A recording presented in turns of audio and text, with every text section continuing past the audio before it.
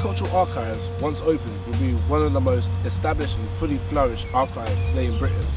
Founded by my Uncle Len Garrison, I wonder if he knew 30 years ago that the seed that he planted would grow into something so remarkable for black people today. Black people in Britain. Some may say they do not possess any history in this country.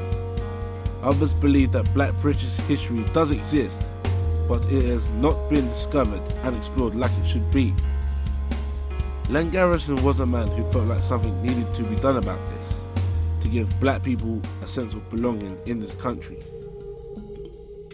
1981 was the pinnacle year in relation to black people in Britain, as the BCA was formed, but on a negative note, the uprising of the Brixton riots. Police brutality, rioting and anarchy were all things present at this time, due to racism and segregation. In 1981, Len Garrison founded the Black Cultural Archives, now known as the BCA in Brixton, where its main goal was to establish an organisation that could record black people's legacy in this country and will change black culture forever. Simeon Brown is a young, passionate archivist who works at the Black Cultural Archives. So what are the goals of the BCA? I think that question can be found essentially in the founding documents of the BCA and the goals and the ambitions of Len Garrison and the rest of the co-founders, which was to really build an institution that reflected the heritage and the story of people of African and Caribbean descent in Britain. So that really the goals of the BCA is to really create an institution that, one, that lasts, and two, actually permeates the education system of Britain, so that people across the British Isles learn not only the history of black people in Britain, but also the history of Britain through an alternative perspective and through an alternative lens, so they actually have a holistic picture of what it is to be British, or what it is to understand what a multicultural Britain looks like, and to understand that journey and that process from the struggles, from the protests to where we are now. So I think the goals of the BCA are really just to tell the story of people of African and Caribbean descent in Britain.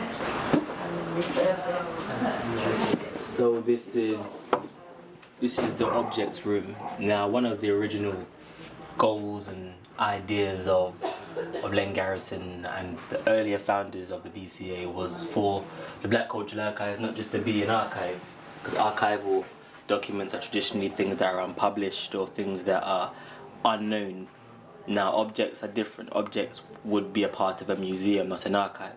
But one thing that they wanted or they envisaged for the BCA was for it to have objects and for it to be both archive and museum. So the BCA does have a collection of objects. Now, most of these objects here are replicas, so they're not actually authentic. So we've got a lot of West African sculptures and West African heads that per se replicate more famous objects such as the Ife heads and so forth. The BCA collection generally is quite eclectic. The coin from the Roman Empire, the first African emperor of the Roman Empire. Now that is very historic, that's epic. But yet we also have records of some plantations in Jamaica. So it's got the names of the enslaved. So even though our collection is quite eclectic, for me the actual foundation of the collection is built up of activists and their deposits. So for me this archive is the activist archive. It basically collects the history of civil rights, black civil rights in the UK. So we've got collections from former Black Panthers and activists and educationalists, from of course Len Garrison to Ansel Wong to Stella Dadzi, founder of OWAD and the women's movement, the black women's movement. We've got collections deposited by McKinley, again an educationalist who was a founding member of OWAD, Organisation for Women of Asian and African Descent. So the BCA essentially is the activist archive documenting especially the story of civil rights in the UK. Len Garrison lived in South London, but was born and raised in Jamaica. He was one of the many West Indians that emigrated from the Caribbean to England on the Windrush boats, whose destination was Tilbury, Essex.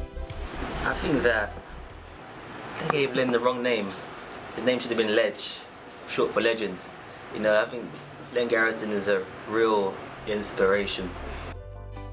Longtime friend of Len, George Fawoken Kelly, is someone who has witnessed the growth of the BCA right from the seeding mended by Len himself. Here are George's views on the archive and Len himself.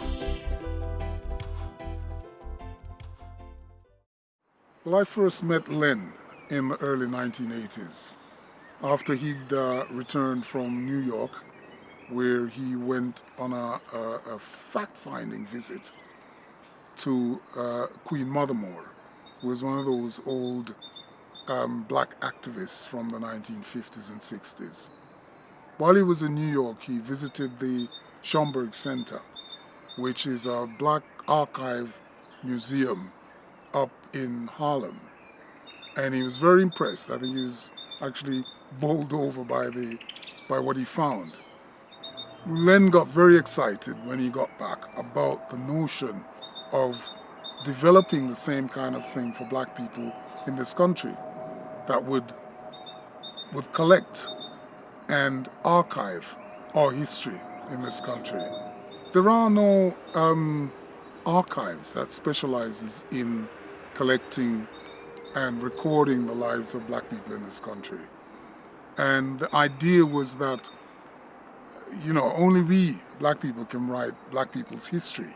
And therefore, yes, you will find bits and pieces of our history, our existence in this country, in other museums and archives, but nothing that expresses our own view of ourselves and of the world.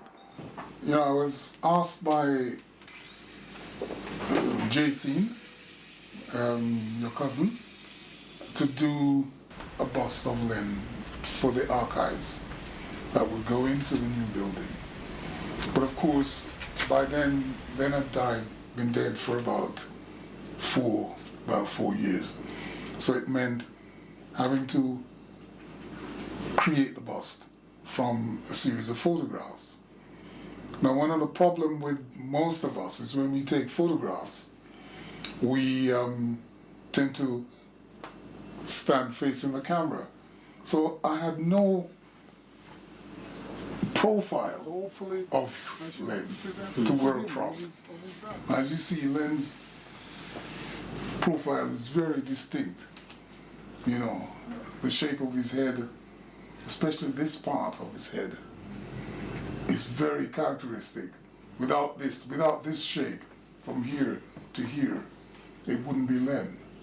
Also, to get a sense of the flow of the contours of his face from here to the nose, the way it moves down in a series, like it cascades downwards and outwards. And it was important to get that. And I couldn't find that anywhere until I eventually came across this snapshot. Now we know what the BCA represents. Whereabouts is it located? Raleigh Hall is one of the oldest buildings in Brixton, built around about 1810. And it's a listed building, so there's not much you can actually do with it. But the architects have come up with a brilliant idea of putting a modern addition onto the front of the Raleigh Hall, which should, be purposeful sufficiently for the needs of maybe the next 20 years of the archives. Okay, this is Raleigh Hall, which is BCA's future home. It's a Grade 2 listed building that has been made available to us by the council, Lambeth Council, and we're going to restore it to its sort of former glories and add a new annex to it. The purpose of the new annex is really to house the archive itself. The hall itself used to have this part as part of it, which is actually a hall in itself in terms of its space inside. But this was sold off, so BCA are getting this building and are constructing that. How much will the whole thing cost to construct? The building phase itself is about 5.6 million, but the overall cost is 6.1 million. It's a lot of money. Yeah. It has. And we've been fortunate to get it all in place now. Of course, yeah. We can go ahead with it. And how long will it be here for? Rally Hall? The Rally Hall, well, 99 years at least, and the lease period that we have is 99 years long, so it's a long time, way beyond Of course, yeah. our lives. Very long time. Yeah. Okay. So hopefully it'll be here for many generations to come. Mm-hmm. That's what we Play that, Vivek. It's a pleasure, Spencer. When the new building is finally constructed, there will be a grand opening after the London Olympic Games in 2012. This will be one of the most prestigious moments in history for black people in Britain and worldwide. Len Garrison's work has finally been honoured, as this is the start of a new beginning regarding black culture in Britain.